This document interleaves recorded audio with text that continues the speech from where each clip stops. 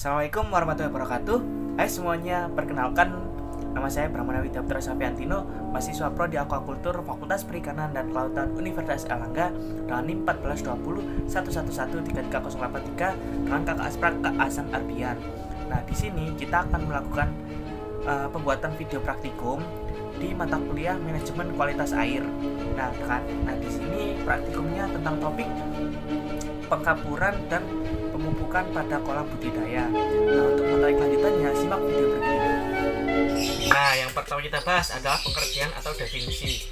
Pengertian dari pengapuran adalah kegiatan pemberian kapur pada saat persiapan kolam budidaya. Pengapuran pada umumnya memiliki beberapa tujuan, antara lain yaitu untuk meningkatkan pH, meningkatkan alkalinitas, serta memberantas hama dan penyakit yang tertinggal pada pemeliharaan yang sebelumnya. Nah, jenis kapur umum yang digunakan yaitu kapur tohor atau CaCO3. Sedangkan definisi pemupukan adalah kegiatan pemberian pupuk pada dasar kolam untuk persiapan budidaya yang memiliki tujuan untuk menyuburkan tanah dan meningkatkan unsur hara mikro dan makro. Nah, untuk alat dan bahan yang dibutuhkan dalam proses pengapuran dan pemupukan pada kolam budidaya ini antara lain kolam atau akuarium sebagai media, sekop sebagai alat untuk memindahkan tanah ke dalam media, dan ember sebagai tempat sementara untuk pupuk dan kapur yang akan digunakan nantinya. Dan bahan yang digunakan antara lain air, tanah, kapur atau CaCO3, dan pupuk anorganik yang berupa urea ataupun SP36. Nah, kita lanjut ke cara kerja dalam proses pemupukan dan pengapuran pada kolam budidaya. Yang pertama yang harus kita lakukan adalah tanah kolam dimasukkan ke dalam wadah yang telah disediakan dengan ketinggian sekitar 20 cm dari dasar wadah.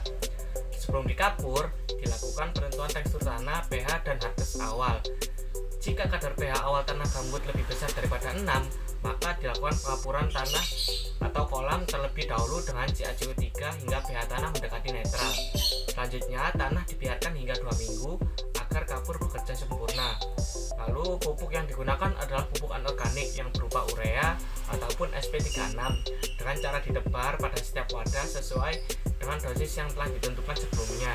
Dan yang terakhir, setelah pupuk diperkirakan menyatu secara merata dengan tanah, maka air diisi ke dalam wadah hingga ketinggian 45 cm dari permukaan tanah. Nah, apa sih manfaat dari pengapuran dan pemupukan pada kolam budidaya ini?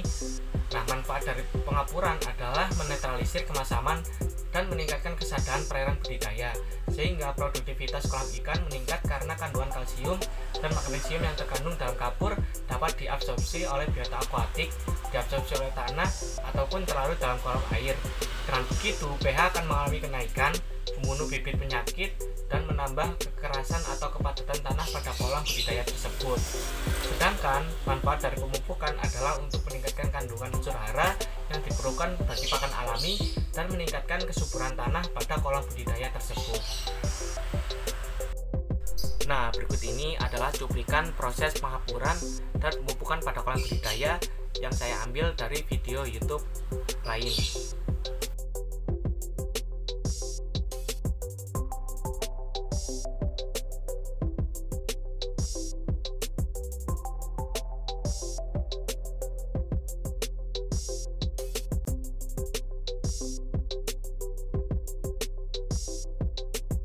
Untuk kapurnya itu biasanya kami menggunakan kapur dolomit.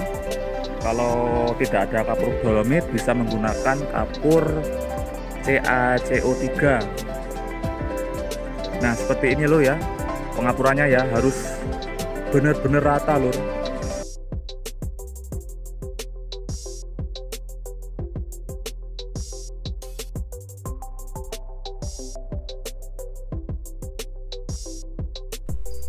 Nah, sekian paparan yang dapat saya sampaikan mengenai proses pengapuran dan pemupukan pada kolam budidaya. Nah, kesimpulannya adalah setiap kolam budidaya harus melakukan proses pengapuran dan pemupukan pada kolam tersebut agar dapat meningkatkan produktivitas kolam tersebut nantinya.